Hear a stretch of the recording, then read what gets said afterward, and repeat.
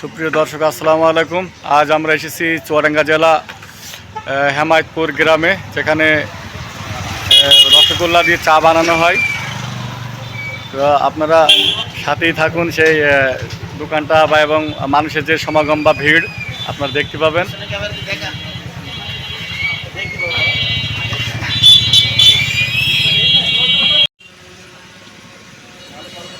সুপ্রিয় দর্শক, আপনারা দেখতে পাচ্ছেন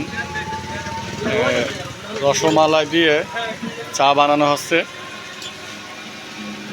এই ভাই আছে কারিগর। ভাই, আপনি চা কতদিন ধরে বানান? এক মাস। এই চা শুধু এই রসমালাই দিবা, আর অন্য কিছু হয় না? শুধু রসগোল্লা, সাথে কাজু বাদাম আছে, সন্দেশ বাদাম। আপনারা শুনছেন যে চা কিভাবে বানানো হয়, ভাইয়ের মুখেই শুনলেন। বাকিটা আপনারা দেখুন যে কীভাবে বানায়।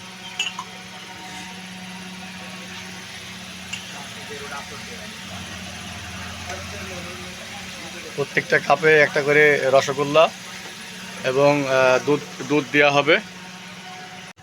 আপনারা দেখতে পাচ্ছেন যে দূর দূরান্ত থেকে যে অনেক মানুষ এসেছে চা খাইতে। এদের বাড়ি কেউ এলাকায় নাই, অনেক দূরে, কেউ দর্শ নাই, কেউ চুয়াডাঙ্গার বাইরে।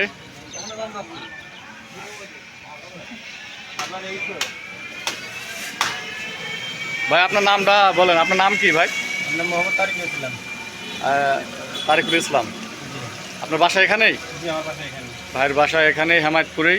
আপনারা যদি চা খেতে চান চলে আসবেন চুয়াডাঙ্গা জেলা হেমায়তপুর গ্রামে, দামোদর থানায় অবস্থিত এটা।